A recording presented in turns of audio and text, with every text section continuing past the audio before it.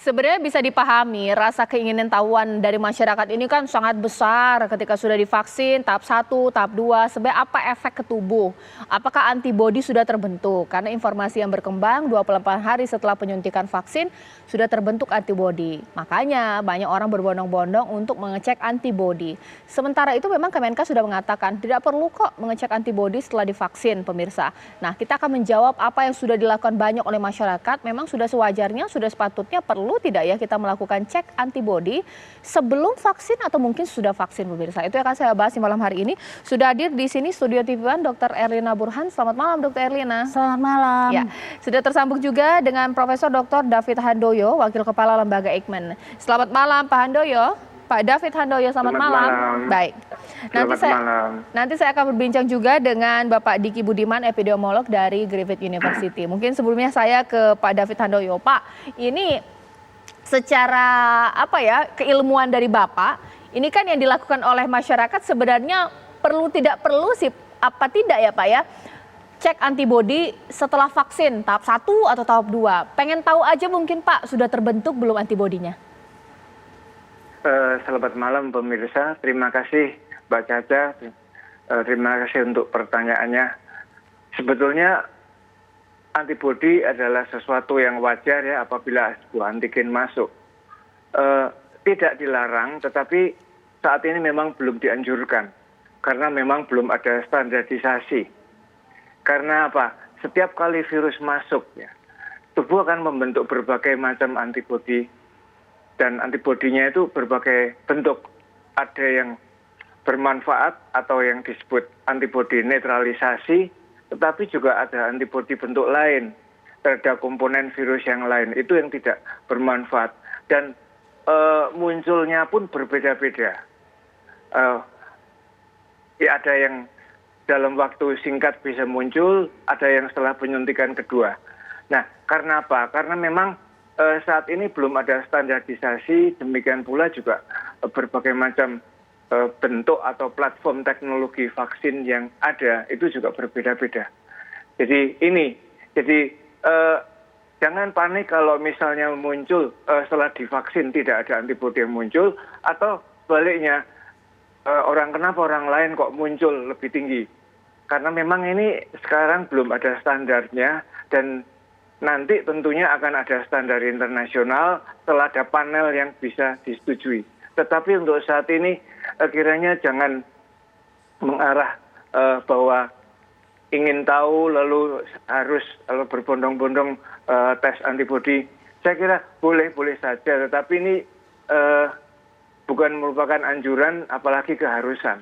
Demikian Mbak Caca. Baik Pak, sebenarnya kalau dari pandangan Bapak mengenai proses yang terjadi, kalau saya taunya ini Pak, kalau cek antibodi, rapid test antibodi ya Pak ya, itu sama tidak atau dengan prosedur yang memang sewajarnya ketika ada tahapan fase-fase sebelum diterbitkan atau diproduksi secara massal vaksin itu kan memang ketika disuntikan, dicek antibodi yang terbentuk. Itu sama tidak Pak dengan yang saat ini dijual bebas ada rapid test antibodi Pak?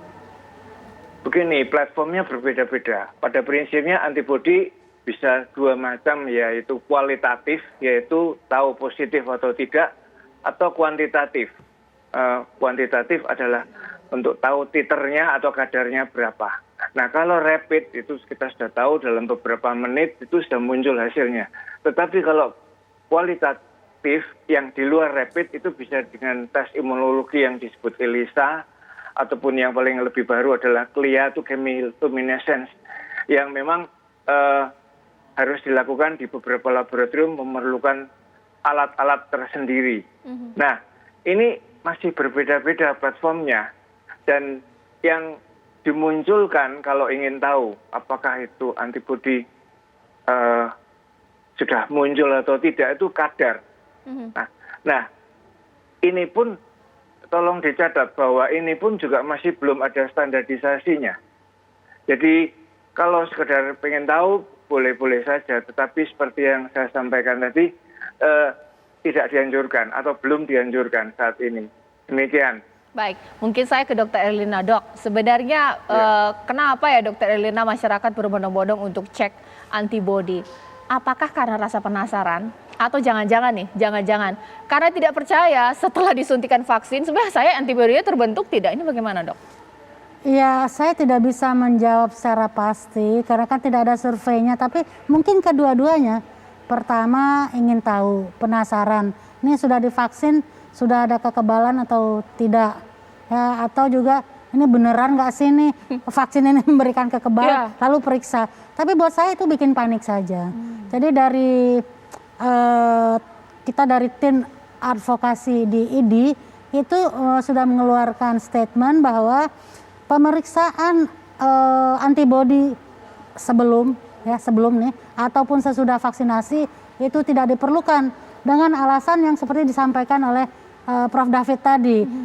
Jadi ini saya ulangi lagi bahwa titer antibodi yang diperiksa nih selama ini masyarakat memeriksa di berbagai laboratorium medis atau laboratorium komersial itu tidak menggambarkan kadar proteksi tubuh yang sebenarnya, ya.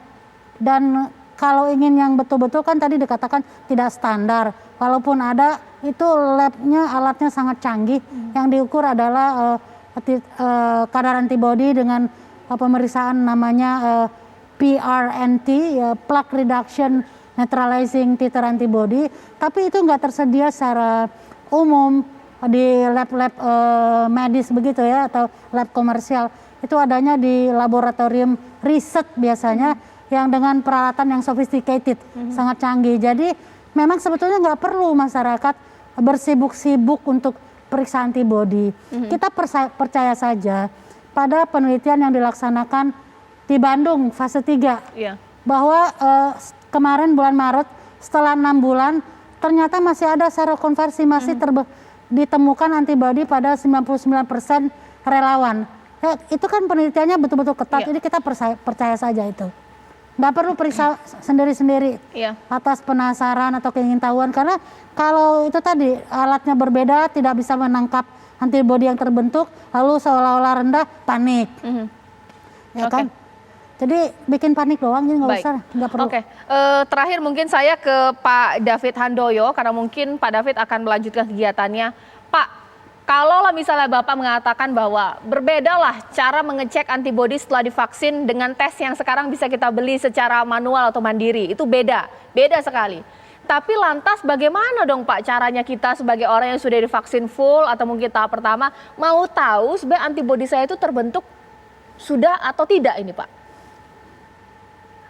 Ya memang itu tadi yang sudah disampaikan oleh Dr. Erlina ya. Kalau sekedar ingin tahu aja itu ya boleh-boleh saja. Tapi kita lihat ya bahwa studi uji kliniknya ini kan memang bersifat ya kita dipantau ya oleh sebuah tim khusus yang hasilnya juga tidak ada yang disembunyikan ya. Memang ini belum dirilis ke publik karena belum selesai. Ini kita percaya bahwa ini memberikan hasil yang baik. Dan Badan POM juga mengikuti, Kementerian Kesehatan mengikuti, lembaga-lembaga ilmiah juga mengikuti. Jadi dari hasil yang diamati dan dicapai saat ini, proses vaksinasi tersebut terus memberikan hasil respon yang positif pada individu-individu yang telah divaksin. Jadi saya kira demikian ya. Kalau ingin tahu titer dan sebagainya itu nanti dulu tuh. Kita ini masih berbeda dengan kalau kita menyuntik seperti hepatitis B dan lain-lain ya, ada kadar tertentunya. Tapi ini masih belum. Jadi saya kira kalau ingin tes ya boleh-boleh saja, tapi tidak diperlukan dan apalagi dianjurkan. Jadi saya kira lebih baik tenang dan kita tidak perlu membandingkan lalu saya kok sudah belum muncul, dia sudah muncul dan sebagainya. Karena memang respon individu itu berbeda-beda. Baik antara individu yang lebih muda dan lebih tua ataupun respon dari sel tubuhnya. Saya kira demikian ya. Baik, terima kasih. Caca, saya boleh tambah. Ya, bagaimana Dr. Erlina? Ya, saya ingin menambahkan bahwa vaksinasi itu memang baik dan saya memang menganjurkan, memotivasi masyarakat untuk melaksanakan vaksinasi. Tapi perlu diingat bahwa vaksinasi itu bukan segala-galanya. Betul. Jadi jangan euforia sudah divaksin lalu buka masker, nggak jaga jarak, berkerumun, itu nggak bisa. Jadi Iya. 5M tetap dilaksanakan.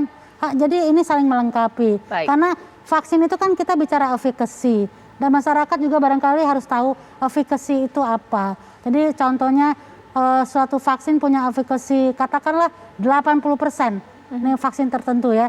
Itu artinya adalah bahwa seseorang yang divaksin itu punya manfaat, artinya risiko untuk terinfeksi berkurang 80% dibanding orang yang tidak divaksin. Baik, Ya. iya, Dokter Erlina ditahan dulu karena saya tuh sudah tergabung dengan Pak Diki Budiman. Mungkin saya sapa. Terima kasih sebelumnya saya ucapkan kepada Profesor Dr. David Handoyo. Pak Diki, selamat malam Ya. waktu Indonesia. Malam Mbak Caca, malam Iya. Dokter Elina. Pak Diki, nanti saya mau tanya, karena tes antibodi setelah vaksin ini bukan hanya di Indonesia, ini sudah global. Menjadi pertanyaan publik secara keseluruhan, sebenarnya ketika antibodi sudah terbentuk, berapa persen yang kemudian terbentuk, apakah menandakan bahwa vaksin tersebut memang berhasil untuk tidak? Kalau memang ditanyakan adalah perilaku masyarakat yang mengetes antibodi untuk mengecek apakah berhasil atau tidak vaksin, tapi tesnya ini banyak Pak Diki di mana-mana, gampang. Ini juga menjadi bisnis tersendiri. Sesaat lagi di Apa Kabar Indonesia Malam. Iya.